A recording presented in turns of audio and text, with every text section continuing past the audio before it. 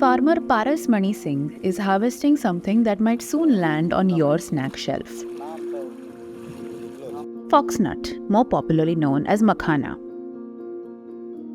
We eat it plain or in numerous flavors like peri peri and Szechuan. It is also used to make traditional kheer, a milk-based pudding, and even curries.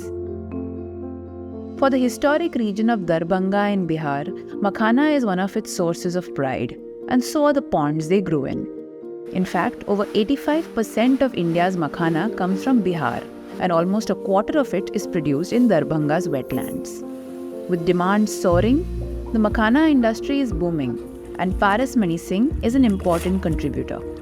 मैं पिछले साल लगभग 5 एकड़ के आसपास से starting किया था और इस साल 2022 में हमने लगभग 20 एकड़ में खेती किया हूँ और खेती करने पे मेरा इससे संतुष्टि ये है कि जो हमने उस लैंड में खेती किया है, जो लैंड पहले से बेकार चल रहा था, कुछ भी धान या गेहूँ कोई भी ट्रेडिशनल फसल हो नहीं रही है, मैंने उधर खेती स्टार्ट किया और उसमें मखाना के रूप में बहुत अच्छा यील्ड आया।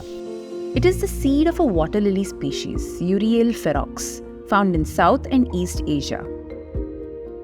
Like Singh, 1.25 lakh families in Darbhanga district cultivate, harvest and process makhana. When harvested, it is a tough blackish seed. It undergoes long and laborious stages of drying, heating, grading and roasting before it is popped to take on the white form as we know it. सदियों से यह क्षेत्र पूरा मिथिला क्षेत्र सो जाना जाता रहा है अपने मखाने के लिए। मखाना का मतलब है मख अन्न, यज्ञ में प्रयुक्त होने वाला अन्न, लेकिन मेरी समझ से वह बहुत पुराना नाम नहीं है। इसका पुराना नाम जो यहाँ का देशज शब्द था भेरुंड था और यहाँ के पुराने ग्रंथों में इस बात की भी चर्चा है। देशज शब्द मखाना मेरी समझ से मख अन्न करके यह बाद में आया है। लेकिन जो भी हो, यह क्षेत्र जो है पूरा आप उठा लीजिए, नेपाल के भी कम से कम 6-7 ज़िले जो बॉर्डरिंग एरियाज़ हैं इधर मिथिला क्षेत्र से, कोसी और हम समझते हैं कि कमला के बीच बागमती को भी हम ले लेते हैं, तो वहाँ भी मखाने की खेती होती है। और मखाना वाइल्ड फॉर्म में बहुत जगह पाया जाता है, कश्मीर में है, आपको मणिपुर में है वाइल्ड फॉर्म में। लेकिन जहाँ तक खेती का सवाल है वो यही 8-10 ज़िले जो हैं, दरभंगा है, मधुबनी है, उधर फिर सहरसा, मधेपुरा, सुपौल है, या उधर फिर पूर्णिया, कटिहार, अररिया, किशनगंज है, इन ज़िलों में मखाने की खेती होती है, विधिवत खेती होती है। और जहाँ भी है ये अपने वाइल्ड फॉर्म में है। और यहाँ की जो नॉन कैलकेरियस जो मिट्टी है, भूमि चूना रहित मिट्टी, उसको इसके लिए अधिक उपयुक्त माना जाता है। देखिए, दरभंगा में एक बहुत ही पुरानी कहावत है कि पग पग पोखर माछ मखान, मधुर बोल मुस्की मुखपान। Eat thick मिथिला केयर पहचान, that is मिथिला's true identity. तो ये जो दरभंगा की अलग अलग पहचान है या मिथिला क्षेत्र की जो अलग अलग पहचान है, उसमें तालाब की एक प्रमुख विशेषता रही है। यहाँ जो तालाब का इतिहास रहा है, तो सबसे पुराना हमारे पास तालाब को लेकर के जो इसका यज्ञ पद्धति है, तरागोत्सर्ग पद्धति, वो वर्धमान उपाध्याय 11वीं सदी में उन्होंने लिखा है। इस इलाके में तालाब की इतनी बहुलता, इतनी ज़्यादा संख्या और चौड़ वेटलैंड की संख्या का होने का कारण जो है एक ज्योग्राफिकल कारण है। ये सब हिमालय के रेंज से जितनी नदियाँ निकलती हैं, सब इस तरफ से, मैंने उत्तर से दक्षिण की तरफ इसका ढलान है, सब गंगा में जाके मिलती है। तो ये वर्षा वाला एरिया है, लो लैंड है। इसके भूमि निर्माण की प्रक्रिया हिमालय और इस नदी के कारण हुआ है। देखिए, दरभंगा और फॉर दैट मैटर पूरी मिथिला में पोखरों का जाल बिछा हुआ है और नदियों का भी जाल बिछा हुआ है। According to the state's horticulture department, the district has about 2,000 water bodies, ponds, tanks, floodwater harvesting systems and so on that occur naturally or are carved by humans.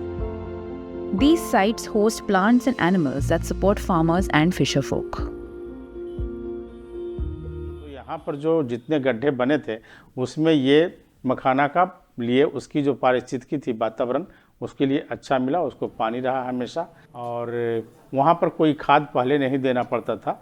उस तालाब में मखाना की प्रकृति है कि मखाना का आपका पत्ता सभी गल जाता है, उसी तालाब में जाता है, तो उसका जो आपका कार्बनिक पदार्थ है वो सड़ करके उसमें मिल जाता है मिट्टी में, और उसको मिट्टी को मजबूत रखता है, उपजाऊ रखता है। तो वहाँ साल दर साल उसको दोबारा लगाने की ज़रूरत नहीं होती है, क्योंकि अगर 5-6 फीट पानी है तो वहाँ से जब मखाना का बीज हम निकालते हैं तो उसका सभी बीज तो निकल नहीं सकता है, तो 1/3 बीज उस तालाब में ही रह जाता है। तो उस तालाब में जो बीज रह गया है वो अगले साल फिर दोबारा उसमें आ जाएगा। Almost 850 ponds in the district are currently used for makhana cultivation as per government documents. But the water bodies are losing to pollution, illegal construction and encroachments. A 2001 study found traces of toxic metals like lead, chromium, copper and cadmium in ponds and in the makhana that grew in them.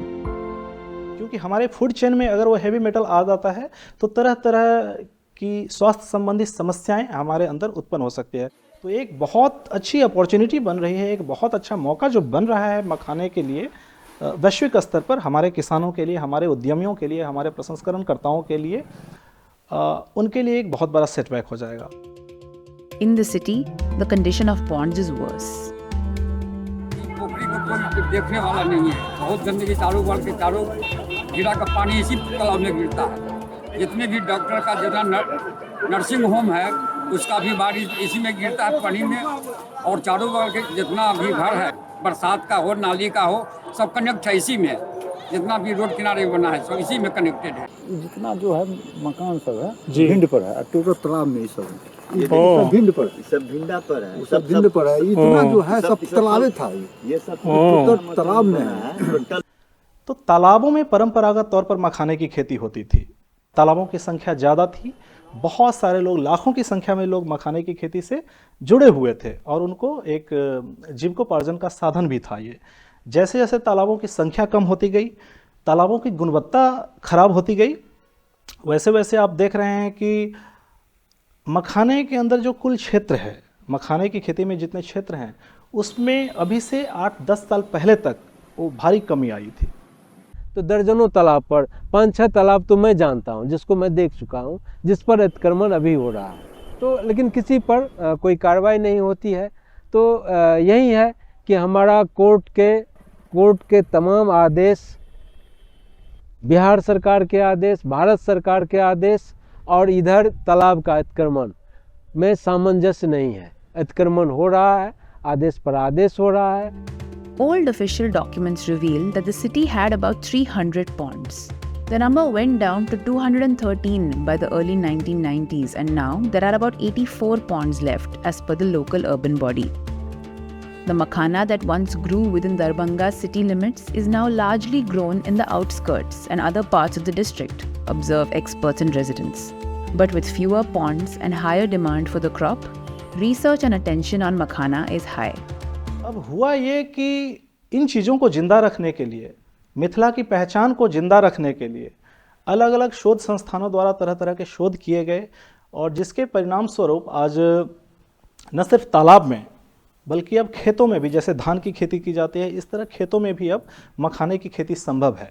परंपरागत तौर पर जहां 5 या 7 feet पानी, 6 feet पानी को माना जाता था कि मखाने की खेती के लिए ये बेहतर है, आज हमारे जैसे जो अनुसंधानकर्ता हैं इसमें, उनके परिणाम स्वरूप अब 1 फीट पानी भी अगर उपलब्ध करा पाते हैं तो मखाने की खेती संभव हो पाती है। With water bodies dotting the landscape, fish are also naturally an important part of the economy, diet and culture in Darbhanga. But bad news for wetlands is bad news for the fish and fisherfolk too.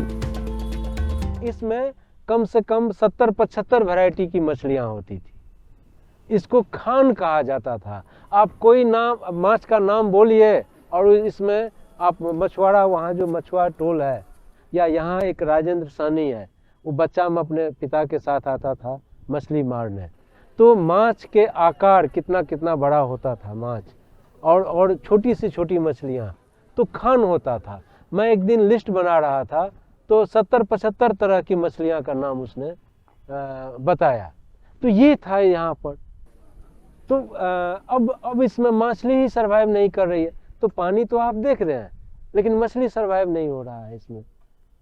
अब दरभंगा के शहर के तालाब में जो है मछली बड़ा होता कहाँ है, 150 ग्राम 100 ग्राम 200 ग्राम का किसान जो है मार के बेच देता है कि ताकि भाई ज़्यादा दिन छोड़ेगा मछली मर जाएगा, खराब हो जाएगा।